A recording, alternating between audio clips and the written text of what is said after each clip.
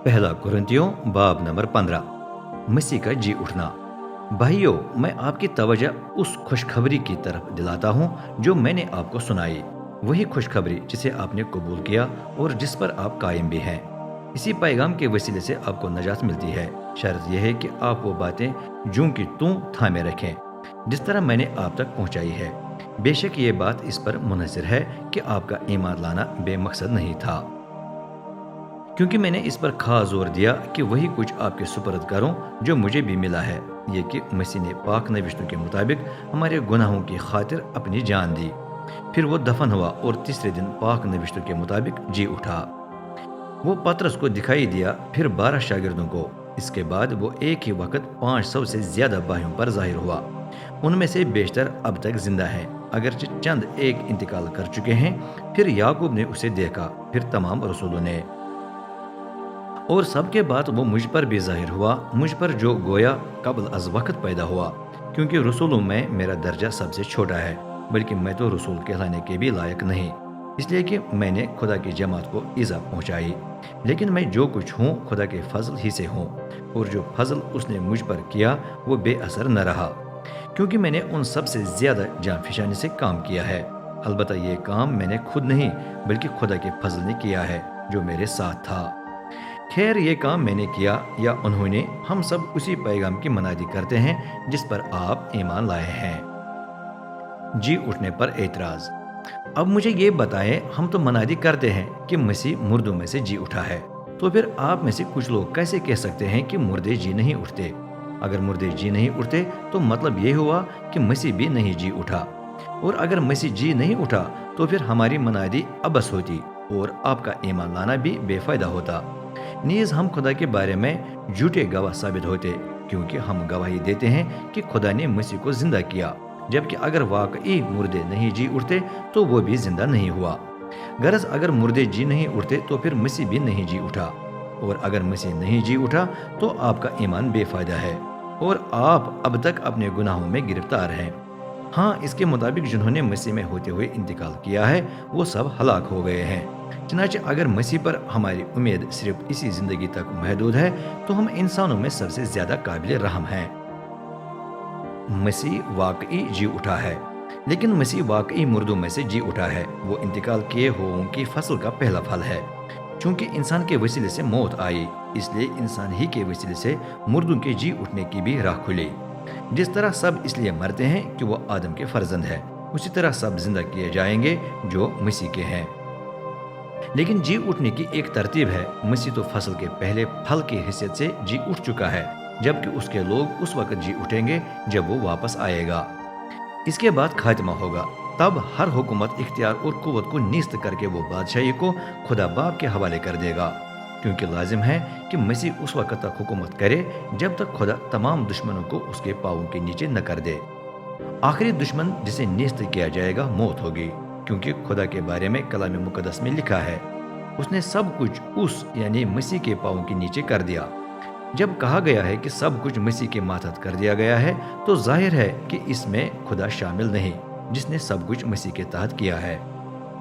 जब सब कुछ मसीह के मातहत कर दिया गया, तब फर्जंद खुद भी उसी के मातहत हो जाएगा जिसने सब कुछ उसके मातहत किया। यूं खुदा सब में सब कुछ होगा। जी उठने के पेश नजर जिंदगी गुजारना। अगर मुर्दे वाकई जी नहीं उठते तो फिर वो लोग क्या करेंगे जो मुर्दों की खातिर बपतिस्मा लेते हैं? अगर मुर्दे जी नहीं उठेंगे तो फिर वो उनकी खातिर क्यों बपतिस्मा लेते हैं? और हम भी हर वक्त अपनी जान खतरे में क्यों डाले हुए हैं?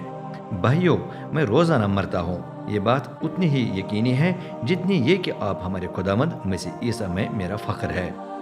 अगर मैं सिर्फ इसी जिंदगी की उम्मीद रखते हुए इफ्सिस में वहशी दरिंदों से लड़ा तो मुझे क्या फायदा हुआ? अगर मुर्दे जी नहीं उठते तो इस कौल के मुताबिक जिंदगी गुजारना बेहतर होगा कि आओ हम खाएं पिएं, क्योंकि कल तो मर ही जाना है। फरेब न खाएं, बुरी सोबत अच्छी आदतों को बिगाड़ देती है। पूरे तौर पर होश में आइए और गुनाह न करें। आप में से बाज ऐसे हैं जो खुदा के बारे में कुछ नहीं जानते। ये बात मैं आपको शर्म दिलाने के लिए कहता हूँ। मुर्दे किस तरह जी उठेंगे? शायद कोई सवाल उठाए, मुर्दे किस तरह जी उठते हैं और जी उठने के बाद उनका जिस्म कैसा होगा? भाई अक्ल से काम लें, जो बीज आप बोते हैं वो उस वक्त तक नहीं उगता जब तक कि मर न जाए। जो आप बोते हैं वो वही पौधा नहीं है जो बाद में उगेगा, बल्कि महज एक नंगा सा दाना है, ख्वाह गंदम का हो या किसी और चीज का। लेकिन खुदा उसे ऐसा जिस्म देता है जैसा वो मुनासिब समझता है। हर किस्म के बीज को वो उसका खास जिस्म अता करता है। तमाम जानदारों को एक जैसा जिस्म नहीं मिला, बल्कि इंसानों को और किस्म का, मवेशियों को और किस्म का, परिंदों को और किस्म का और मछलियों को और किस्म का। इसके अलावा आसमानी जिस्म भी हैं और ज़मीनी जिस्म भी। आसमानी जिस्मों की शान और है और ज़मीनी जिस्मों की शान और। सूरज की शान और है, चांद की शान और सितारों की शान और, बल्कि एक सितारा शान में दूसरे सितारे से फर्क है। मुर्दों का जी उठना भी ऐसा ही है। जिस्म फानी हालत में बोया जाता है और लाफानी हालत में जी उठता है। वो जलील हालत में बोया जाता है और जलाली हालत में जी उठता है। वो कमज़ोर हालत में बोया जाता है और कवी हालत में जी उठता है। फितरती जिस्म बोया जाता है और रूहानी जिस्म जी उठता है। जहाँ फितरती जिस्म है वहाँ रूहानी जिस्म भी होता है। पाक नबिश्तों में भी लिखा है कि पहले इंसान आदम में जान आ गई, लेकिन आखिरी आदम जिंदा करने वाली रूह बना। रूहानी जिस्म पहले नहीं था, बल्कि फितरती जिस्म, फिर रूहानी जिस्म हुआ। पहला इंसान जमीन की मिट्टी से बना था, लेकिन दूसरा आसमान से आया। जैसा पहला खाकी इंसान था, वैसे ही देगर खाकी इंसान भी है, और जैसा आसमान से आया हुआ इंसान है, वैसे ही देगर आसमानी इंसान भी है। यूं हम इस वक्त खाकी इंसान की शक्ल व सूरत रखते हैं, जबकि हम उस वक्त आसमानी इंसान की शक्ल व सूरत रखेंगे। मौत पर फतह। भाइयों, मैं ये कहना चाहता हूँ कि खाकी इंसान का मौजूदा जिस्म खुदा की बादशाही को मीरास में नहीं पा सकता। जो कुछ फानी है वो लाफानी चीज़ों को मीरास में नहीं पा सकता। देखो, मैं आपको एक भेद बताता हूँ। हम सब वफात नहीं पाएंगे, लेकिन सब ही बदल जाएंगे। और ये अचानक आंख झपकते में आखिरी बिगुल बजते ही रोनमा होगा, क्योंकि बिगुल बजने पर मुर्दे लाफानी हालत में जी उठेंगे और हम बदल जाएंगे। क्योंकि लाजिम है कि ये फानी जिस्म बका का लिबास पहन ले और मरने वाला जिस्म अब्दी जिंदगी का।